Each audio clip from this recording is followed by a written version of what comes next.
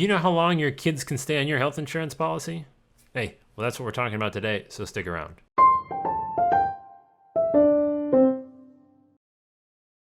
How's it going, everybody? I'm Joey Giangola with Giangola Insurance, and today we're going to let you know exactly how long your kids or children can stay on your health insurance, whether you like it or not. So I'm sure as a parent, like I am, you would do anything for your children. And I'm sure they've probably tested your definition of anything over the years. And it started out as simple as making sure you actually fed them, they slept, they were clean, and they had clothes on. And sometimes the clothes thing was optional. And you might be to a place that I haven't even got yet. You might have graduated to more serious issues like homework, friends, and even relationships. But really, you've been preparing them their whole life to not need you. But no matter how successful you've been on that quest, there's one thing that they can't seem to not do without you. That's health insurance. And it seems like they might have been there forever and you're not sure when they actually have to get off and go do their own thing or when you can make them get off. And the simple answer is this. In the state of Ohio, the law is 28 years old. That's how old they can be until they have to be legally removed from your policy.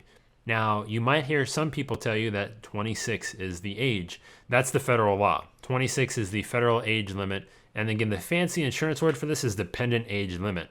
So that's when your person, your child, young adult, has to come off of your health insurance. It's also important to note that in Ohio, back in December of 2014, they passed Senate Bill 201, which actually gave health insurance companies the option to revert back to the 26 federal law if they wanted to.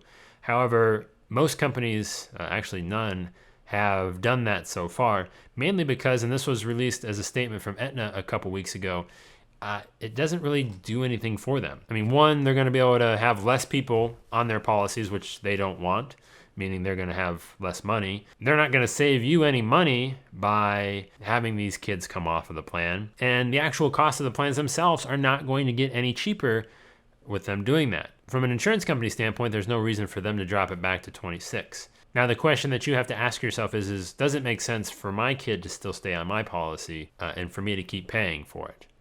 Well, I can't tell you what you're going to do with your money and how long you want to support the children. I can tell you that depending upon where you work, it may or may not make sense for your kid to stay on your policy, as your health insurance through your employer might be more expensive than what they can get on their own. That's not always the case, but it sometimes is.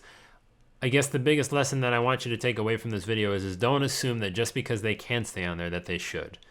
And also, it's never a bad idea to let them get started on the health insurance game a little bit earlier. Having some responsibility, taking care of their own health insurance, really give them a leg up as they move in, because I know I deal with people whose parents still deal with their health insurance well into their 30s in some cases, and it is a little weird, but I'm not going to judge you for it. Another question you might be asking yourself, and I kind of alluded to it earlier, is do you have to wait until the dependent age limit? And again, no, they can come off. And you're going to want to look at rates for what it might cost for them to buy their own plan. And you're going to have to also compare the benefits and what you're going to actually have to spend out of your own pocket if they do need to use that plan, and kind of where all that kind of works out money-wise. It's really just it's a straight numbers game.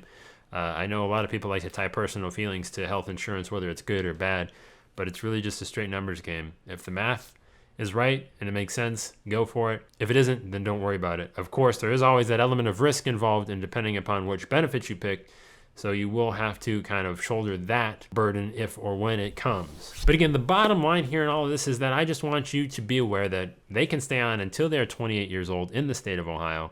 It is 26 throughout the country. Whenever the case is that you think that they should be looking into their own plan, if it's after high school, if it's after college, if it's sometime after college before they hit those age limits, whenever it is that you feel it's time for them to kind of get off, throw them out of the nest and spread their wings, don't be afraid to let them or yourself or me or somebody help them look into these options and see what makes sense and compare it with what they're at to what they could potentially get, and do those kind of calculations. So, but what I want you to do right now, if you are at that stage, if you want to just, curiosity is getting the best of you, you want to see if, well, maybe can I get them off this thing and maybe save a few bucks? Well, let's go ahead, click right on my face, and we're going to take you through that process to kind of actually start to look at the different plans that might be available and how they're going to work for them. So again, right here on my face on the video, or there is a link below in the video's description if you want to go ahead and do that. You don't want to click on my face, be it for whatever your personal objection is. I'm okay with that. But again, as always, I am Joey Giangola.